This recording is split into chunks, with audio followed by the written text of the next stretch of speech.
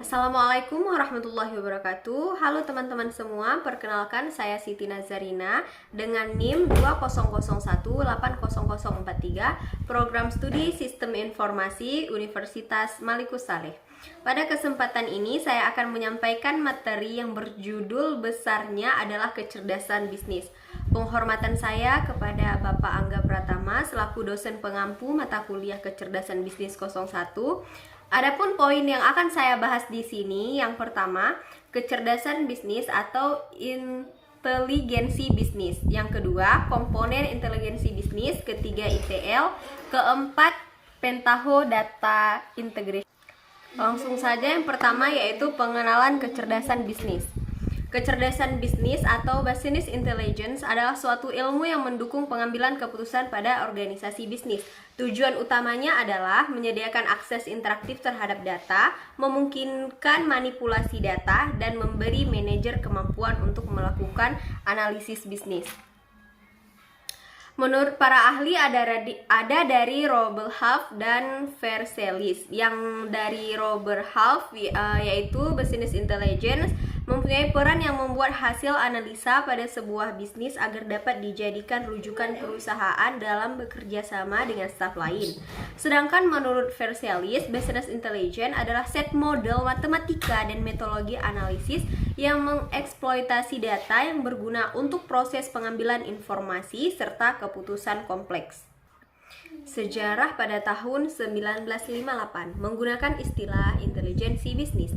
Dia menggunakan definisi Kamus Webster tentang intelijensi, kemampuan untuk memahami hubungan mendalam dari fakta yang ada dengan suatu cara sebagai panduan aksi terhadap tujuan yang diinginkan. Pada tahun 1980, bisnis intelijensi sekarang berkembang dari sistem pendukung keputusan atau biasa disebut SPK mulai tahun 1960-an dan berkembang sepanjang pertengahan 1980-an. Elemen dalam business intelligence yang pertama, data dari lingkungan bisnis, infrastruktur intelijensi bisnis, platform pengiriman seperti MIS, DSS, dan ESS, perang analisis bisnis, penggunaan dan metode manajerial, yang terakhir interaksi antar pengguna. Aplikasi BI di perusahaan ada perkiraan, analitis, kolaborasi atau platform, pelaporan, dan manajemen pengetahuan. Faktor sukses implementasi dari BI, yang pertama tingkat komitmen dan dukungan proyek dari senior manajemen, tingkat kebutuhan bisnis untuk menciptakan sebuah implementasi IB, dan jumlah dan kualitas dari data yang ada. Selanjutnya ada manfaat dari BI. Yang pertama, membaca dan menafsirkan data untuk membantu menentukan keputusan perusahaan. Yang kedua, mendapat proyeksi yang lebih terancang untuk jangka panjang. Ketiga, menganalisa halangan, keuntungan, dan solusi yang akan terjadi. Keempat, memudahkan pihak manajemen untuk mengerti kebutuhan pasar dan memperhitungkan dari segi bisnis. Kelima, ada konten title. Keenam, mengevaluasi data tren pasar secara real time. Dan yang terakhir, membantu perusahaan dalam menentukan perencanaan biaya. Komponen-komponen yang ada dalam kecerdasan bisnis. Yang pertama ada data warehouse, kedua business analytics, yang ketiga user interface atau dashboard, dan yang terakhir ada business performance management atau biasa disingkat dengan BPM. Data warehouse. Data warehouse merupakan golongan dari komponen hardware dan software digunakan untuk mendapatkan jumlah data yang banyak. Data warehouse dalam sistem komputer yang bertugas untuk mengarsipkan dan menganalisis sebuah data historis untuk kepentingan suatu organisasi atau bisnis tertentu. Informasi yang dapat dikelola berupa data terkait penjualan, gaji, serta informasi harian lainnya. Data warehouse ini mempunyai karakteristik yaitu berorientasi pada subjek, data telah terintegrasi, data bersifat tetap, dibuat dalam rentang waktu tertentu. Dan komponen dari data warehouse yaitu gudang, manajemen gudang data, metadata, tool akses, dan tool ETL. Kesimpulan dari data warehouse yaitu pastikan Anda telah menyusun dan mengelola database dengan baik, serta Membangun kebutuhan sistem perusahaan yang optimal, gunakan metode yang sesuai dengan kebutuhan bisnis perusahaan Anda. Kemudian, pergunakan juga tools yang dapat mendukung proses manajemen data Anda dengan baik dan optimal. Business Analytics yaitu adalah sebuah aplikasi yang mempersiapkan proses pengambilan keputusan berbagai sumber data. Pengguna dapat menggunakan business intelligence terhubung suatu dimensional data warehouse yang interaktif dan memanfaatkan OLAP untuk proses list dan drilling down, dice, dan drilling up. Contoh aplikasinya yaitu analisis keputusan mendukung keputusan manusia dengan analisis visual yang dimodelkan oleh pengguna untuk mencerminkan penalaran. Yang kedua ada analitik deskriptif, memperoleh wawasan dari data historis dengan pelaporan, kartu skor, pengelompokan, dan lain-lain. Yang ketiga ada analitik prediktif, menggunakan pemodelan prediktif menggunakan teknik statistik dan pembelajaran mesin. Dan yang terakhir ada analitik preskriptif yang merekomendasikan keputusan menggunakan pengoptimalan dan simulasi. Selanjutnya ada user interface atau dashboard, yaitu satu kategori dari aplikasi business intelligence akan memonitoring informasi yang dibutuhkan oleh perusahaan dengan menggunakan format typically dan Graphica Gadget. Selanjutnya Business Performance Management atau BPM, yaitu berfungsi menyediakan tools-tools yang dibutuhkan untuk mengelola aplikasi mereka. Business Intelligence juga merupakan sebuah perangkat proses, arsitektur, dan teknologi yang mengubah data mentah menjadi informasi yang bermakna yang mendorong tindakan bisnis yang menguntungkan. Teknologi BI juga memberikan pandangan historis terkini dan prediksi operasi bisnis.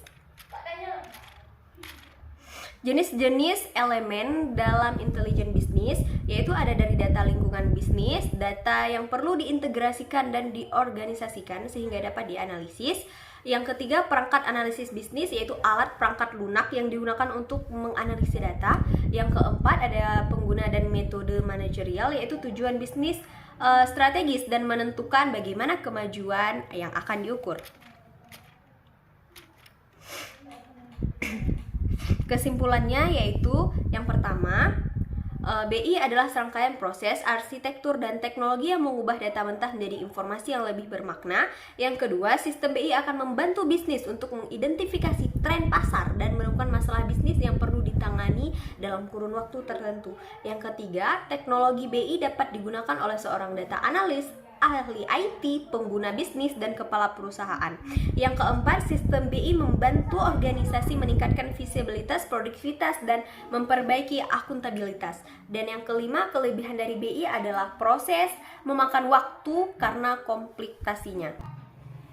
Apa itu data warehouse? Data warehouse adalah sistem komputer yang bertugas untuk mengarsipkan dan menganalisa sebuah data historis untuk keperluan suatu organisasi atau bisnis tertentu. Informasi yang dikelola dapat berupa penjualan gaji serta informasi harian. Proses utama dari data warehouse yaitu ada load manager, warehouse manager, query manager, dan access to. Perbedaan database dan data warehouse. Tujuannya, database untuk merekam data, sementara data warehouse untuk menganalisa data. Yang kedua, metode pemrosesan. Database menggunakan OLTP, sedangkan data warehouse menggunakan OLAP. Yang ketiga, dari segi penggunaan, database untuk membantu operasional bisnis, sedangkan data warehouse untuk membantu analisis bisnis. Yang keempat atau yang terakhir, ketersediaan database tersedia secara real time, sementara data warehouse dari sistem. Jenis-jenis dari data warehouse yaitu enterprise data warehouse, operational data store, dan data mart.